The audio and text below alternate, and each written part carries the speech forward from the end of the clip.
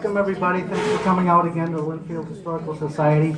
I'm the president, Ron Sorrow, and I just want to introduce our speakers for tonight. So, tonight's program is Breakheart Hill, Murder at Breakheart Hill Farm. On a stormy October night in 1900, George Bailey, caretaker of the Breakheart Hill Farm in Saugus, disappeared. The crime triggered one of Boston's area's most sensational murder mysteries. Using official records and newspaper archives, tonight's guest speakers have uncovered the facts and bizarre circumstances of this shocking tale. Authors Alison Simcox and Doug Heath are both retired environmental scientists. They have written several books in addition to the Breakheart Hill Farm whodunit. Other subjects include Lake Quannapowitt, Breakheart Reservation, and the Middlesex Fells. Signed copies of their books are available for sale after the presentation for $20 cash or check. Please welcome tonight's speakers, Doug Heath and Alison Simcox.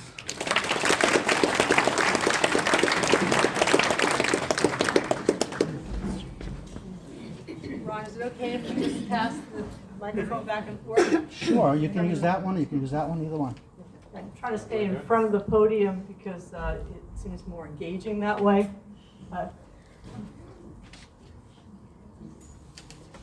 Sorry that we have cards to read off of, but there's lots of facts in this case, and it's hard to keep them all straight and to coordinate with my partner here.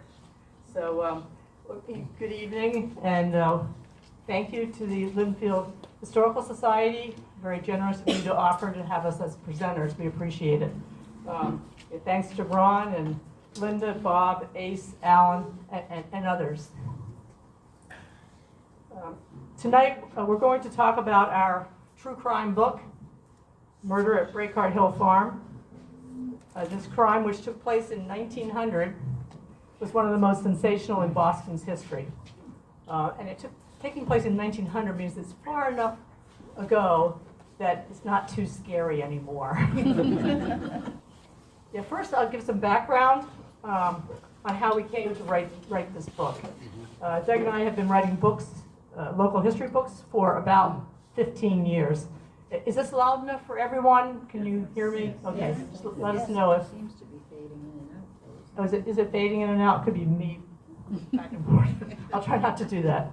Okay, so our books, the first one we did was Lake Quannapowitt. We just thought, well, that's the lake in the center of our town. We live in Wakefield. Got to have a history, so it turned out that it did, and so that was our first attempt at a local history book. And then once we figured out how to do that, we wrote Breakheart Reservation, and then Middlesex Fells, and the Lost Mill Village of Middlesex Fells. And yes, right next door in Stoneham, on the east side of Spot Pond, there was one of the first mill villages in the country, which surprises people sometimes.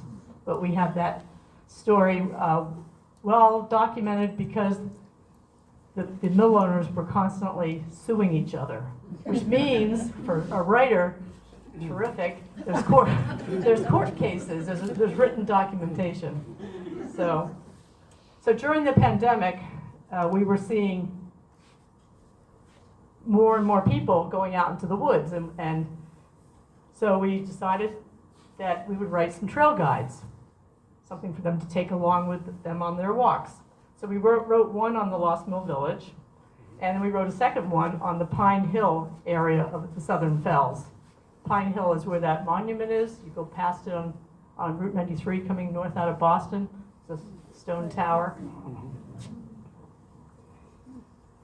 So we recently completed a sixth book, and shown here, called Walls, Rock, and Rum. A title meant to be intriguing. So this will be published on May 12th. We actually already have an advance copy just to show people. This is our most ambitious project yet, and it covers the entire Charlestown territory, which now encompasses 11 towns. And it borders on Lynnfield, although it doesn't include Lynnfield, those 11 towns. No, it does not. Correct. So all of these books and trail guides are available for sale after the talk. The books are $20 each, and the trail guides are $10. So, returning to the book featured in today's talk, Murder at Breakheart Hill Farm, we'd like to highlight some of the valuable sources of information that we used. And I will, at this point, turn it over to Doug, and he can go over that. Now, for this book, the most important document was a trial transcript for the murder. This is the case of the Commonwealth of Massachusetts versus John C. Best. This was published in 1903 because it was deemed to be, quote, a case that will be remarkably instructive, profession, and interesting as a matter of judicial history. Most trial transcripts I found in doing research are not published, but this was a special case, and it was invaluable as we went along to put the book together.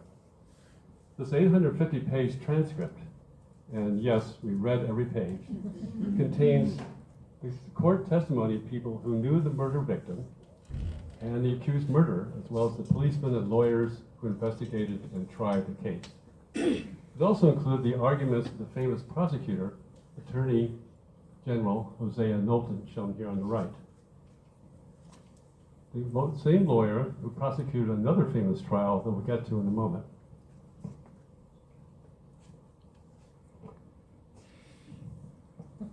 Does anyone recognize this woman? Her first name. Lizzie? That's right. Younger people can't recognize her anymore, unfortunately. Right. Yeah. So 8 years ago, before this trial, Knowlton had been the prosecutor for the notorious Lizzie Borden case. Most of you record the famous schoolyard rhyme. Lizzie Borden took an axe and gave her mother 40 whacks.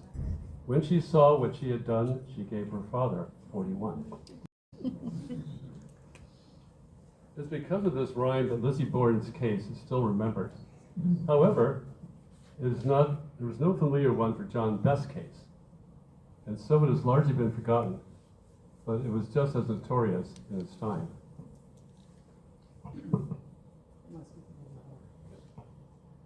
Other important sources for our book included 8 daily newspapers for the Boston area.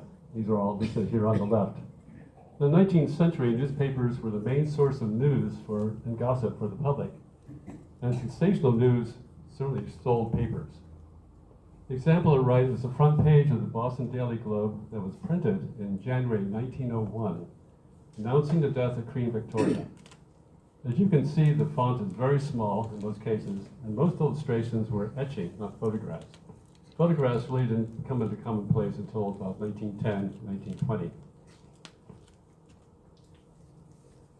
But the murder at Breakheart Hill Farm was even more sensational than the usual fare of robberies, gory accidents, and scandals of the rich and famous. In fact, the murder was so sensational that the editors assigned the best reporters and artists to cover the story. To read these newspapers, I spent hours and hours hunched over microfilm readers like these here at the Boston Public Library, and I made photocopies of stories that pertained to the murder. I also searched probate and census records, like these shown on the right, to learn more about the people involved, to fill them out, to provide more color. Who were these people? When did they live and die? What kind of jobs did they have, and so forth. As you can see on the right, these records were in tiny print, often difficult to read. I think I almost went blind some days just researching the book. So let's start at the beginning and describe the main characters of our story. First is the victim, George Bailey. And no, not the George Bailey of the film, It's a Wonderful Life.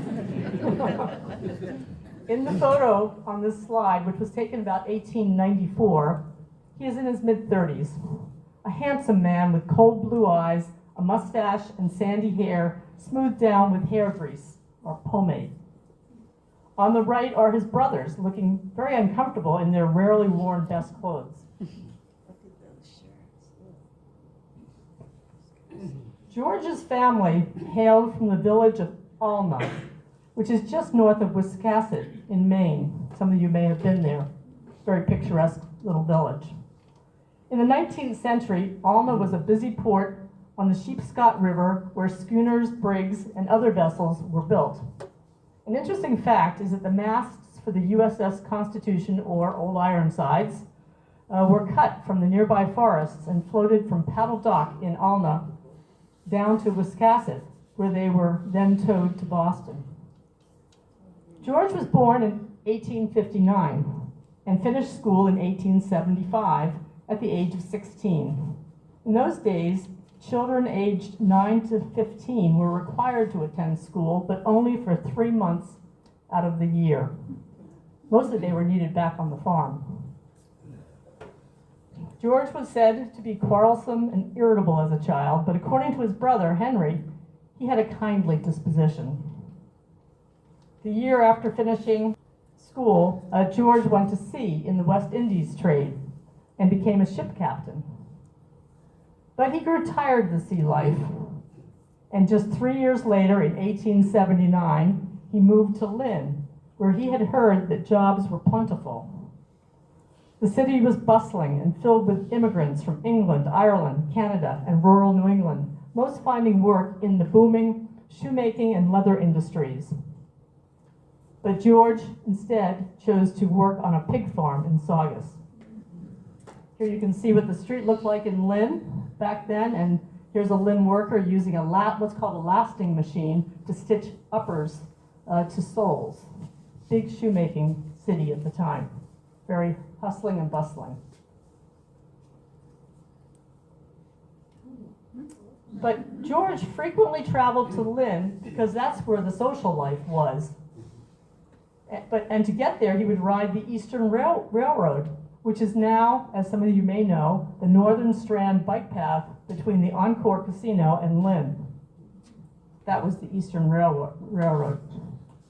On one of these trips, George met 13-year-old Mary McNutt, a blacksmith's daughter. They most likely met at the P.T. Barnum Circus in 1882. This was the greatest show on earth, attracting some 25,000 people. It was the biggest event ever held in Lynn, perhaps to this day. Mary was from a very poor family, a large poor family. And she was born in 1869 on Amity Street in Lynn. And here is what it looked like when she was born. As you can see on the slide on the right, this location is much changed since then. Of course, Lynn suffered a number of fires, and so a lot of the original buildings in Lynn are gone. A few still remain. As a young child, Mary had rheumatic fever, which damaged her heart and killed her brother. When she met George, what she saw was a big, strong man who offered her an escape from a life of poverty and disease. They married a year later in 1883. She told the minister that she was 16, but she was actually just 14 years old.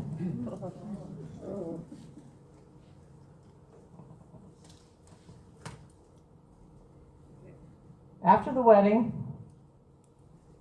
George and Mary, along with Mary's father, moved to Wiscasset, where George took a job as a blacksmith. Here, Mary had 2 daughters, Alice and Una. However, George's sisters, who lived on the Bailey farm just down the road, were not kind to Mary, and George was absent most of the time.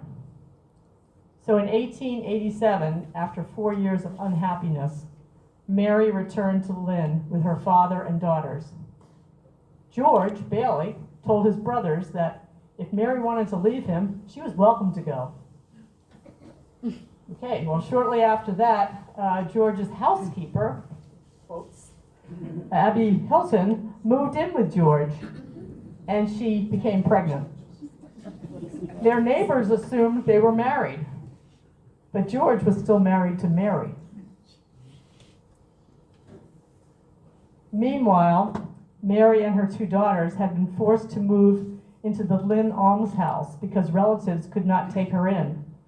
She was in failing health due to heart problems related to having had rheumatic fever, and she died at just age 18, leaving 4-year-old Alice and 2-year-old Una in the care of the city. By the time George finally got around to going to Lynn to find her, she had already died, so he took young Alice and Una back to Wiscasset. So George and Abby had a stormy relationship, but continued to have children. In fact, 6 in all.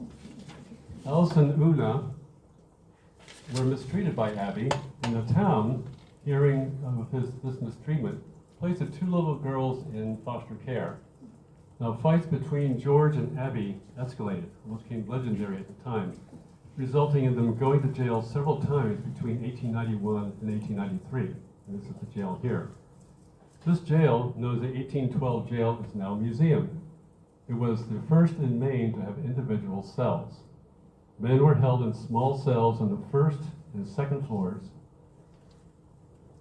and the walls were quite thick, in fact, as much as 4 feet thick. Women were housed on the 3rd floor, along with debtors and people deemed to be insane. It was an arrangement that many towns had. When we visited Wiscasset, and we again recommend visiting there, it's a charming town, we were surprised to find that jail records containing entries for George and Abby had been preserved. In fact, here are the entries. The top is for George when he was jailed in April of 1891 for enticing a woman from her house. The lower 2 show that Abby was jailed in November 1891 for threatening to kill George. And again 2 years later for assault with intent to kill George, that is. As well as George Bailey, another key figure in the murder story is Susie Young, the daughter of Wiscasset carriage maker. Now, Susie was a small woman with a chubby face and dark brown wavy hair gathered into a bun. Our book explains the interesting relationship between George and Susie. We also explain why George left Abby and his children and moved with Susie to Saugus in 1897. And here is a photo of Saugus at that time, the Monument Square, with the Civil War monument.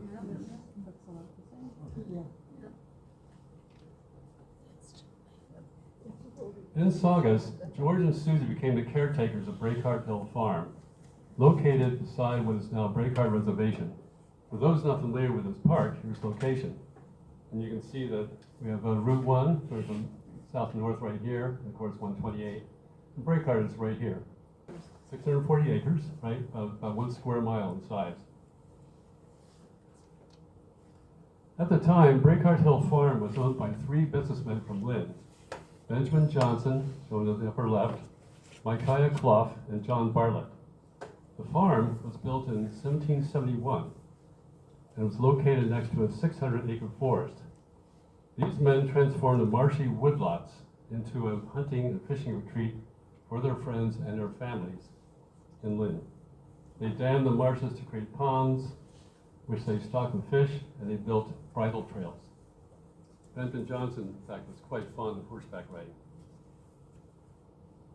George and Susie were hired to take care of the farm, which had horses, pigs, and chickens, hay fields, and an apple orchard, and to keep poachers, woodcutters, and others out of the forest. Micaiah Clough gave George a rifle. George became known for shooting the dogs of anyone who trespassed on the property. Susie Young was also a crack shot, reportedly shot a cat from 50 yards away. At first, nothing seemed amiss.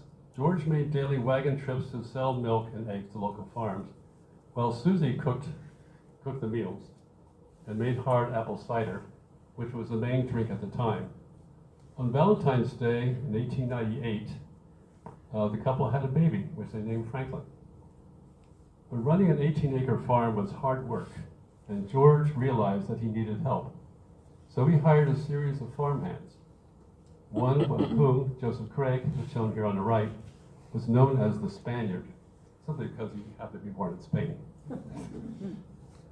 All the farmhands he hired found working with Bailey and living on the farm with him and Susie so disturbing and taxing that they left within days or weeks.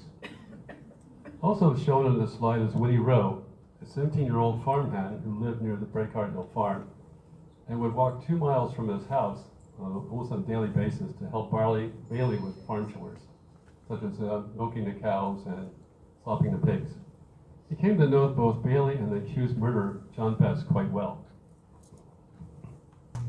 So, this brings us to the third main character in our story, John C. Best, who George hired as a farmhand in 1900.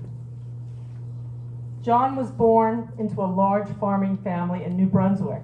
At the urging of his sister, Nettie, he moved to Lynn in 1891 to work in the shoe factories.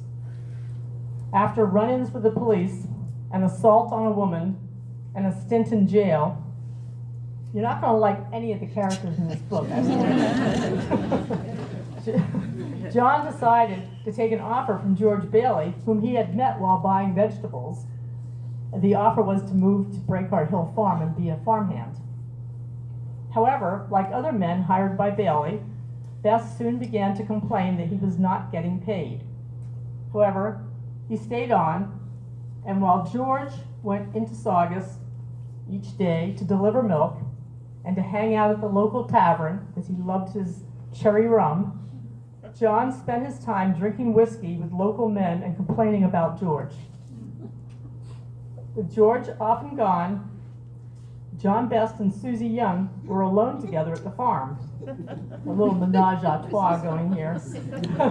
And people became suspicious of their relationship.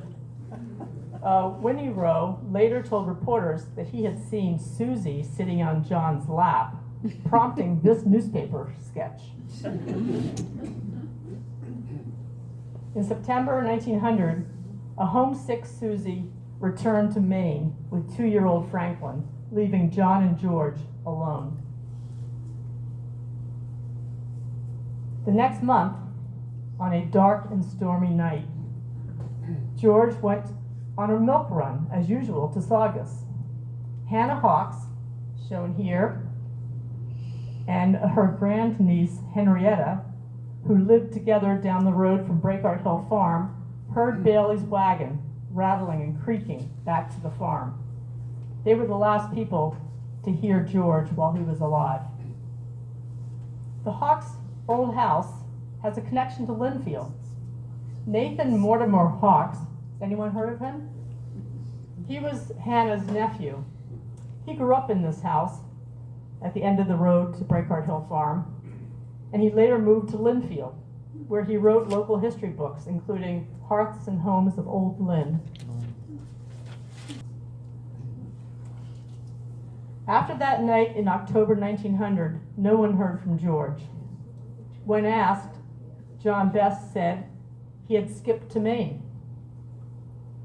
On October 17, 1900, 2 young men were crossing a bridge across Floating Bridge Pond in eastern Lynn, shown here, when one of them saw a burlap bag floating in the water. Taking a knife, they cut the bag. Horrified, they saw that it contained a man's torso. Yeah, pretty grisly. Back then, this is how Floating Bridge Pond looked. Built in 1806, this bridge was the oldest floating bridge in the country, meaning that it rested on pontoons. It had a very murky, mucky bottom, and it was hard to reach the bottom of it, so building an ordinary bridge would be difficult. And so because of that, it was locally reputed to be bottomless. An interesting story occurred in 1882 when elephants from that P.T. Barnum circus that we talked about refused to cross the rickety bridge to get to Salem.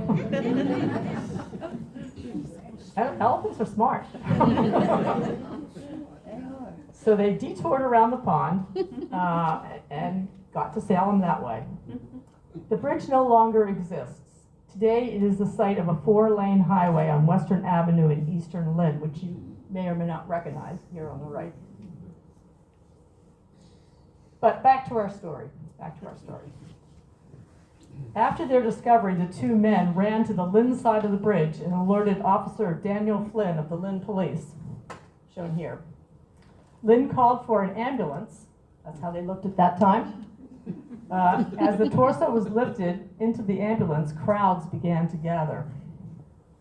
Harlan Cummings was the first reporter on the scene. His story was published that evening in the Lynn Daily Evening Item. And this is that headline for that story. So, on the afternoon of October 17th, after probing upon the long hook poles, the police found more body parts. They found a leg here, an arm there, and so forth.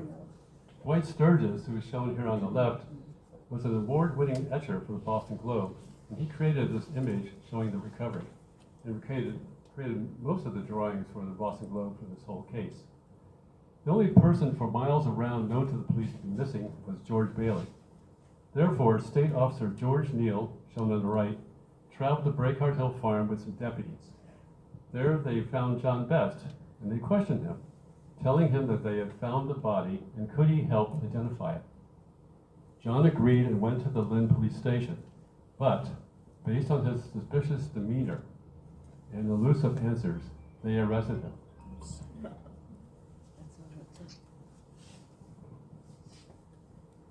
The theory that the police developed was that John Best had killed George Bailey at Breakheart Hill Farm, put him in burlap bags, and carried him on a buckboard 6 miles down dirt roads and tossed him into Floating Bridge Pond. In fact, I made this map here showing the route that police speculated that Best took. As you can see, the route partially follows Route 1. Yep. And there's Route 1 on the left. And this is how Route 1 looked in 1900. Quite a change. This is actually in Saugus, looking north, and not far from where the Saugus High School is now. Then called the road to nowhere, Route 1 was a far cry from the traffic joke road we know today. No one loves today.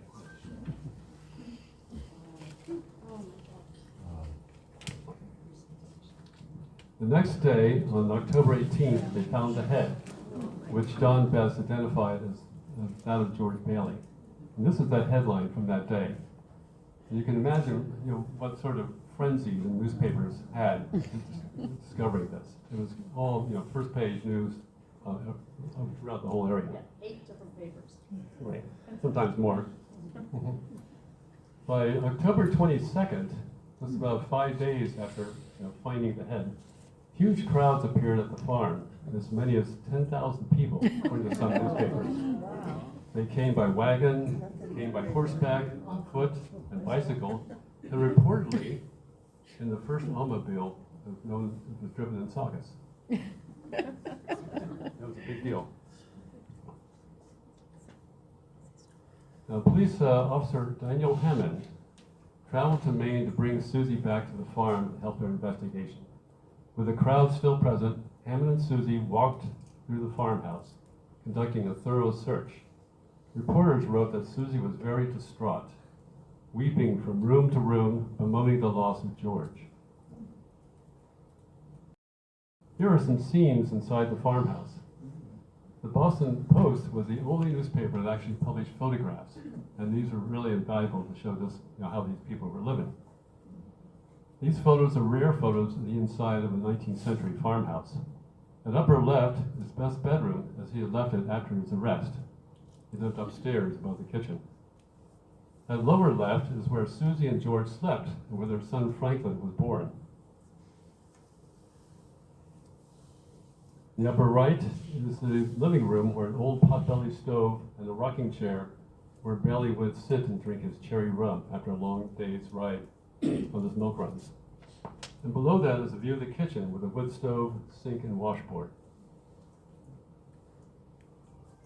Police also examined George's old buckboard and found, whoops, going crazy again. Yeah, they found some old buckboard and searched it for bloodstains. So now we're going to skip to the trial.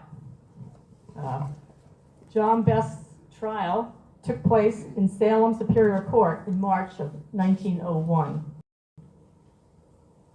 This courthouse still stands, but it is now locked and surrounded by a chain link fence.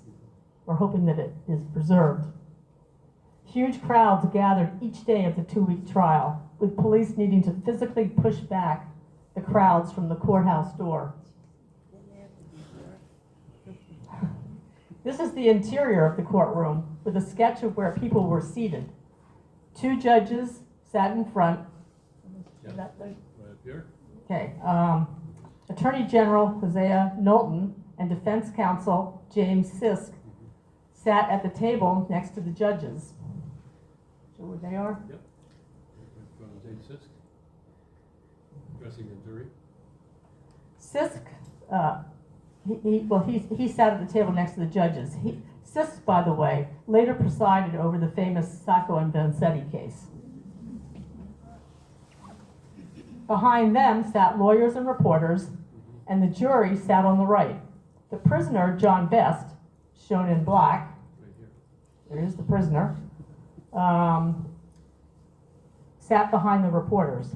Susie Young, also shown in black, Right here. sat on the left. Even though Best was the one on trial, Susie was the main focus of the public's attention. She was called the mystery woman in the case by the newspapers. Many people testified, both for the prosecution and for the defense. Witnesses included neighbors who knew George and John, and those who thought they heard the rattle of the buckboard the night of the crime, and the police also testified. Forensic evidence, such as it was in those days, very rudimentary, played a role in support of the prosecution. The police sent blood samples to a Harvard professor, the same professor who examined blood samples for the Lizzie Borden case. At that time, it was only possible to determine whether blood was human or animal, and of course, at a farm, there's lots of animal blood. They also examined bullets from George's chest, there were 3, stones taken from the walls at Breakheart Hill Farm, and the burlap bags, which had the parts of George's body.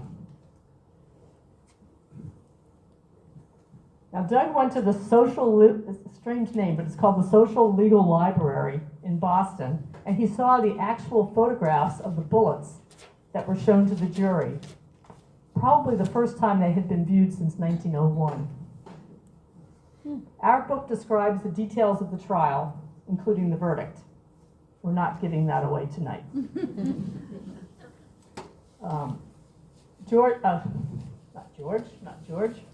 Doug and I were curious about, I hope not in any case. It does get confused sometimes. Oh yes, right. Okay, Doug and I were curious about where the characters in our story ended up. George's fate is particularly interesting. We traveled to his hometown of Alna in Maine and visited the Wakefield Cemetery. We didn't really know what we'd find. There we found the Bailey family's plot. However, George wasn't in it. But some distance away, we found, in the same cemetery, we found another plot shown on the photo. But only we would be able to make any sense of this grave site. The large stone is for Charles Bailey, George's first son with Abby.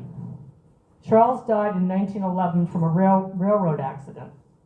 The flat stones in the photo, in the front, from left to right, are Abby and her husband from her marriage after George died.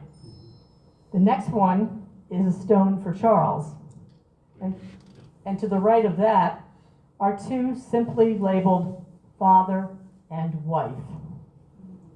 Few people, if any, would know that father was George Bailey, because that was Charles's father. And wife was George Bailey's first wife, Mary McNutt. And what about Susie Young? After the trial, she returned to Wiscasset, married an engineer named Frank Farnsworth, and changed her name to Susanna. She didn't want anyone to know her from that trial. By 1910, they had moved to Fitchburg, but by 1918, they were no longer together. 2 years later, Doug's research found her in Portland, Maine, in a rooming house. In 1924, she married Orrin Hutchins and changed her name again, this time to Anna. A little sleuthing here, Doug. Very good. By 1930, the couple had moved to Waltham, where Hutchins worked at the Waltham Watch Company. He died in 1967, and Susie 6 months later at the age of 90. As for Hosea Knowlton, in 1902, his mother was killed in a trolley accident in Boston. Knowlton fell into a depression, had a stroke, and died in his summer home in Merriam, Massachusetts. He was only 55 years old. As Attorney General, in spite of his being strongly against capital punishment, he prosecuted more murder cases than anyone else in Massachusetts. And as for the accused, John Best, the outcome of the trial and his final resting place are described in our book. Thank you very much, and we will take any questions you have.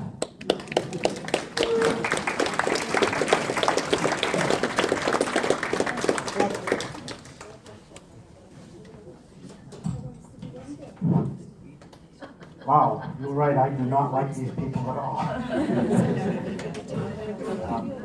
So that was a great job. I think nowadays we're used to watching things on Facebook and it's like, where's the video? Where's the pictures? You guys seem to have put together a great collection of, of just drawings and the photographs. So that really put us back in that place. So, Alan, did you want to help out with the questions or something? Oh, okay, you're going to do that. Okay. Okay, so who's got questions? We did it. Answered them all, right? One behind you, Ron. Okay. Any questions? All right. How long did it take you to do all this research? About a year. Yeah. Yeah, each of our books, actually, we give ourselves a year, and then we usually ask for an extension. Yeah, because we always need a couple of months more than we anticipate. But also this book, we had a little extra time because the pandemic struck, and the publisher asked us for an extension because of their schedule was thrown off by the pandemic. And that extension really made all the difference. The extra 6 months was able to delve, into more newspapers, more sources, and so forth. You can't stop him. And also, Beth's letter to his parents before he was killed was also available at that time. Do we know where the house is in Breakheart? Yes. Where the farm was? Yes. Can you describe it at all? Well, the foundations are still there for the barn. There's nothing left of the house, but it's an open area. It's where the visitor center is. If you look across the parking lot, if you're facing the visitor center, it would be on your right across the parking lot. There, you'll see a stone wall. You'll recognize the foundations along the side of the road at that location. That area has actually been preserved because there are trash piles there from the past which have not been excavated and have not been looked at for archaeological investigations, and so that area was saved from becoming an extension of the parking lot. It also has an exercise area in there. Both the house and the barn were taken down in 1973, largely because of termite at the station. The local fire department determined that it was becoming a safety hazard. They didn't want children to be playing among the roofs of the old barn and the house. And it's a real shame that it wasn't kept up because it could be a museum now, and really give people a perspective of how people lived in old 18th century farmhouses and the old barn. And you can see a lot of evidence of where, many of the things in our book we describe about what happened in the barn and so forth, what Bess was doing, how he was storing his bottles of whiskey in his barrels around. That would all come to light. And anyway, they were taken down quite a while ago, 1973. Okay. It was interesting that another family moved into the farmhouse after all this happened in 1901. And we actually met a descendant of that family who allowed us to use some photographs from her family album. And many of those photographs, which were published for the first time in our Breakheart Reservation book.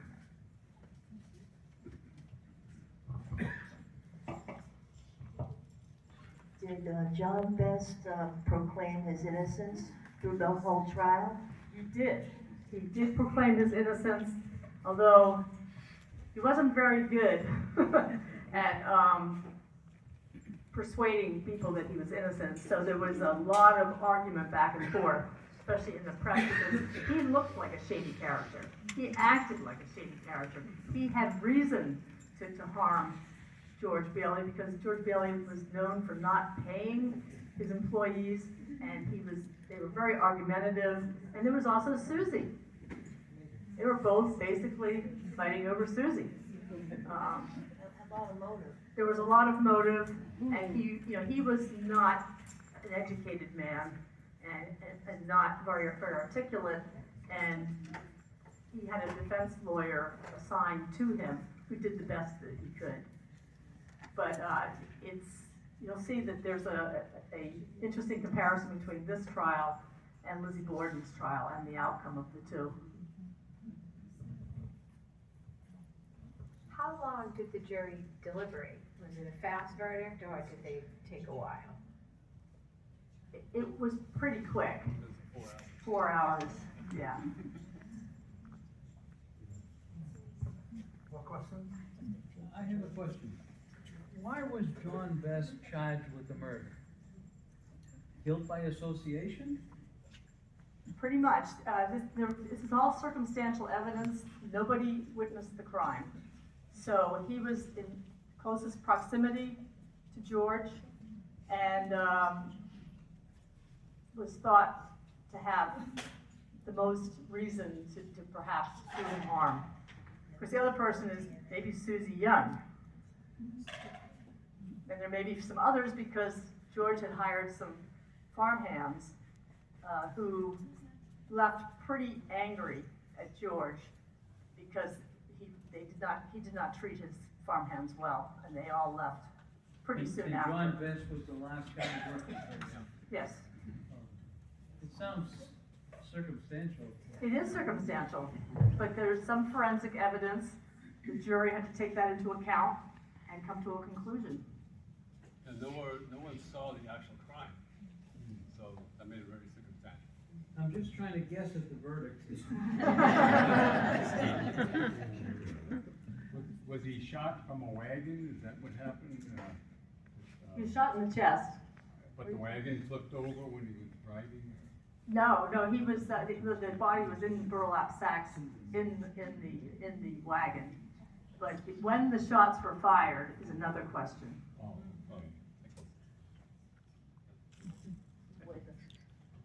So the police theorize that Bailey came back from the milk run on that dark and stormy night, and as he took off his coat and put the wagon away and the horses and so forth, he walked down to the lower part of the barn where there's an opening that leads to a sidewalk to the back of the farmhouse.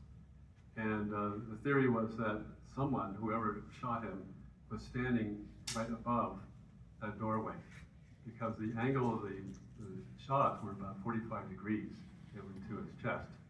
So this is all pieced together, much later on. But there were a lot of theories before that as to who killed him, where it was done, and so forth. Some people theorize he's actually shot sitting in his chair in the living room, but that was not reasonable. And you have to remember there were all these papers competing against each other for the most sensational headlines, and so a lot of inaccuracy began to creep into this case, just trying to grab headlines. Obviously, without giving anything away, which you're trying not to do. Did either of you get a sense during this about whether they came to the correct conclusion, or is there any controversy or any feeling that, maybe they didn't get it right? It's It's a good question. I personally think that they probably got it right. But then when I think about the Lizzie Borden case and look at that evidence, a lot of the similar circumstantial evidence, similar forensics, you have to wonder whether some other social factors came into play in their decision, other than just the evidence.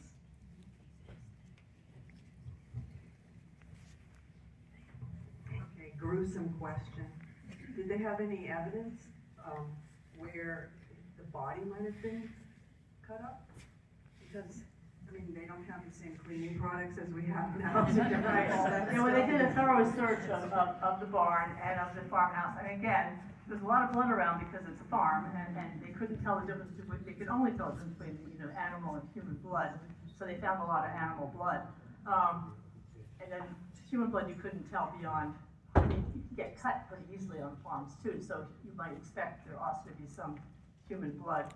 But, do you want to answer more of the question? The police found evidence of a fire just outside that door of the barn I was talking about, where George probably left before his demise. And it was still moldering the next day when a neighbor came to visit the farm. And he testified to that during the trial. And this is the kind of color that, is really invaluable. All these people who knew these people, who worked with them, who lived with them, and so forth, and examined the farm, came forward to describe what they saw, what they heard. And so it was likely that George was dismembered in the barn. And on This was the theory. This was the theory on the old horse blankets, which they found remnants of, on that fire. But I also want to note that that was the usual way of getting rid of refuse back then, was through fires. So having a fire would not be that unusual a circumstance. A simple question, because I don't understand this, but if the wagon was pulling the victim back, dismembered in the garage or whatever, barn, let's see now. So that, his body parts would have to have been taken back to Buchanan Bridge or whatever we call it now. I mean, all the parts were in the wagon. The theory is that John would have driven the wagon after having dismembered the body at the farm to Floating Bridge Pond, 6 miles away. John thought, it doesn't make a lot of sense for him to have done this, because he had a 600-acre farm right next, forest right next to the farm. There was nobody there, and he could have taken the body anywhere within that area. So instead, why would you go rattling down 6 miles down a road, has houses along it, to this pond? Well, John may have thought that pond was bottomless. That's what the reputation was. Maybe he thought that would be the best place to dispose of the body, rather than out in the back 600 acres. So the body parts were in the bag, but the head was separate. Yeah, they were in another bag, separate bag. Five separate bags. Right. It's pretty gruesome. Weighted down by rocks from the farm. Right. Anybody else, questions? So what did they do with the evidence, the police? How long do you know, or did you find out how long they keep evidence, and do they dispose of it, or if it's still somewhere being kept? I contacted the state Supreme Court as to what happens in cases like this, capital cases, and they said the evidence, pretty much all of it was all disposed of, shortly after the trial. There were photographs, though. Right, because of limited storage space. I mean, we would have loved to find the rifle and old burlap bags and so forth, and all this stuff. But the only thing we were able to find in our research was there was cards containing the photographs of bullets that was passed around the jury. That's all we could find.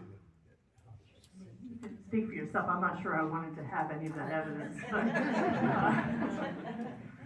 Photographs are much as I want to say. Any other questions?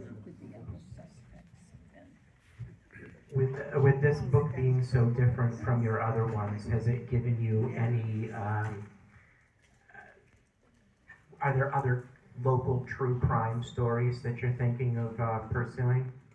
Well, not at the moment, because when we wrote our first book, that was going to be our only book, and then we wrote a second, and a third, a fourth, a fifth, and now we have a sixth. The sixth book is quite different from this true crime book, but we really don't know what we're going to write about beforehand. It kind of, some time passes, because after writing a book, you want to take a break, and then an idea falls in our laps, basically, and then we just either pursue it or not. So I really don't know. I mean, if another good story like this comes along, it might be tempting to write another, but it is hard to find good true crime stories because so many have already been told. And this was really a gift that we got this one before anybody else. And it would make a terrific movie. It if we're would. done correctly, right? We're pretty much portrayed the way things were back then. You know, old dirt roads, buckboards, old farmhouses, and the kinds of people who live there. You know, pretty rough characters. Anybody else? Okay, why don't we pull the raffle right now, and then we'll have refreshments, and Alison and Doug will be up here to sign any books that anybody wants to buy. So I've mixed these up pretty well. Alison, how do you choose a name?